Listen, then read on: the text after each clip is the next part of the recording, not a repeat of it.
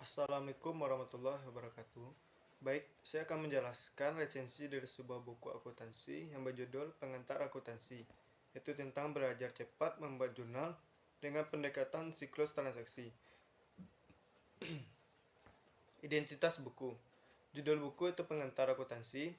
Pengarang buku LM Samrin SE AKMM. Penerbit buku Raja Wali Pers. Cetakan buku itu cetakan pertama. Tahun penerbit September tahun 2011. Kota terbit buku itu Jakarta. Sinopsis buku. Secara umum, akuntansi merupakan suatu sistem informasi yang digunakan untuk mengubah transaksi menjadi informasi keuangan. Proses akuntansi meliputi kegiatan mengidentifikasi, mencatat, menafsirkan, dan mengkomunikasikan peristiwa ekonomi dari sebuah organisasi kepada pemakai informasinya.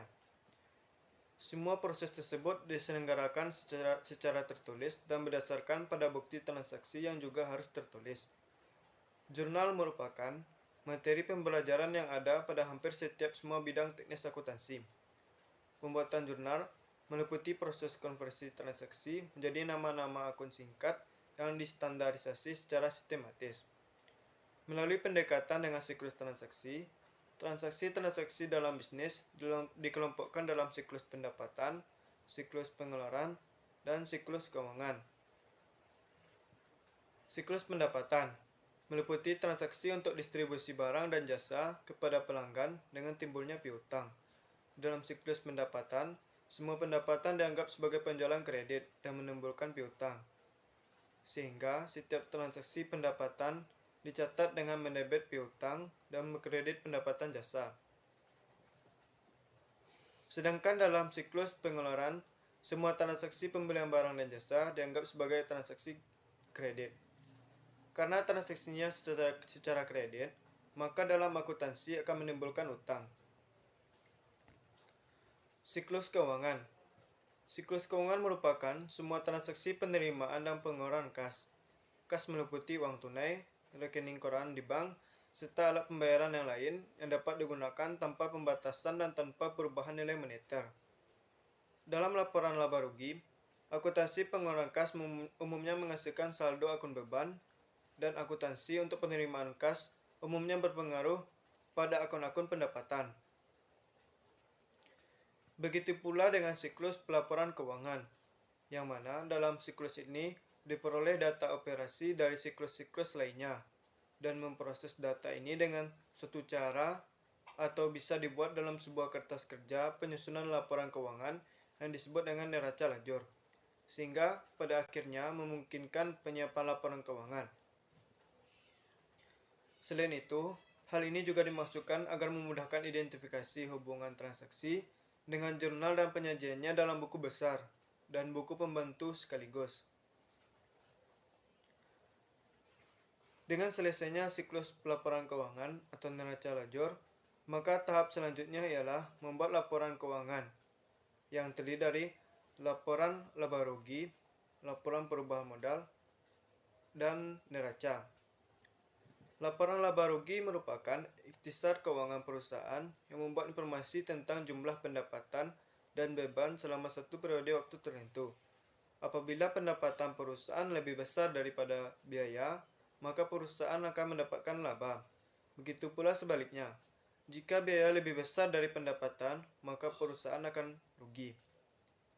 Sedangkan laporan perubahan modal ialah laporan yang menunjukkan perubahan modal pada satu periode tertentu, yang bersumber dari jumlah modal awal, laporan laba rugi, dan prive pemilik perusahaan.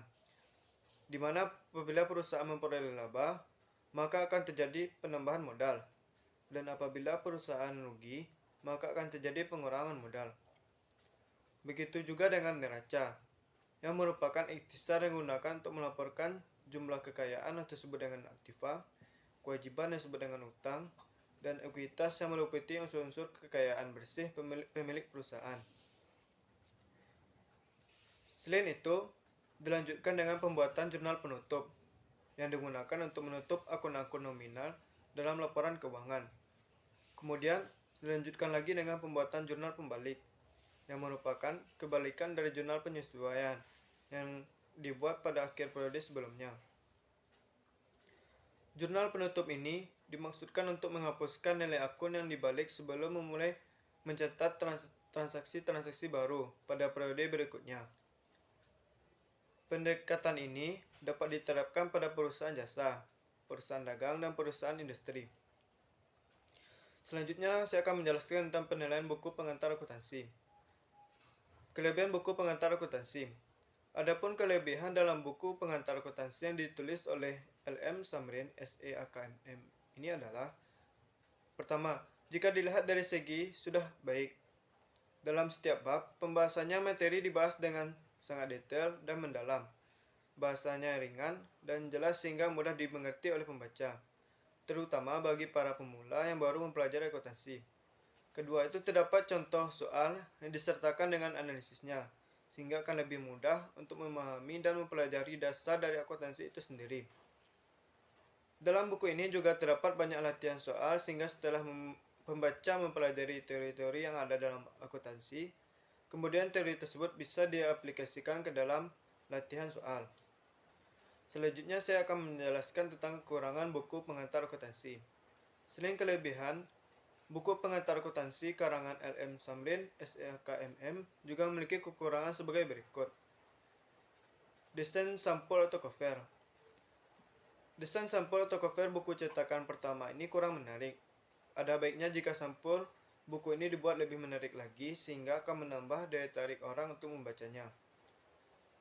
Kekurangan dari buku ini tidaklah sebanding dengan kelebihan yang terdapat dalam buku ini, sehingga kelebihan yang ada pada buku ini mampu menutup kekurangan dari buku ini.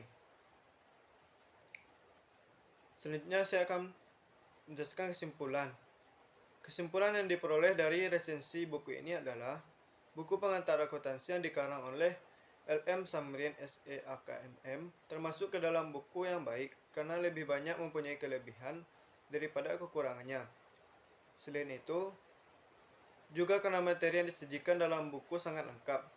Begitu pula dalam pembahasannya yang mendalam dan menggunakan bahasa yang ringan sehingga mudah dipahami. Saran. Selanjutnya saya akan menyampaikan saran. Walaupun buku pengantar akuntansi memiliki sedikit kekurangan, namun kelebihan yang terdapat dalam buku ini mampu menutupinya. Buku ini menyajikan materi dasar dari akuntansi itu sendiri, yang harus diketahui terlebih dahulu oleh orang-orang yang mempelajari akuntansi. Dengan gaya penyajiannya lengkap dengan soal latihan, analisis, serta pembahasan yang sangat detail, akan mempermudah pembaca untuk mempelajarinya, sehingga kita tidak merasa takut untuk mempelajari ilmu akuntansi tersebut. Untuk itu, buku pengantar akuntansi yang dikarang oleh LM Samrin SEAKMM ini merupakan pilihan yang tepat sebagai sumber referensi dalam mempelajari ilmu akuntansi. Dengan demikian, buku ini layak dibaca oleh kalangan umum yang ingin mengenal dan mempelajari akuntansi, serta untuk siswa dan mahasiswa, karena buku ini sangat tepat digunakan sebagai referensi atau buku pegangan dalam mempelajari akuntansi. Sekian penjelasan saya mengenai resensi dari sebuah buku pengantar akuntansi. Terlebih kurang, saya mohon maaf. Sekian, terima kasih. Assalamualaikum warahmatullahi wabarakatuh.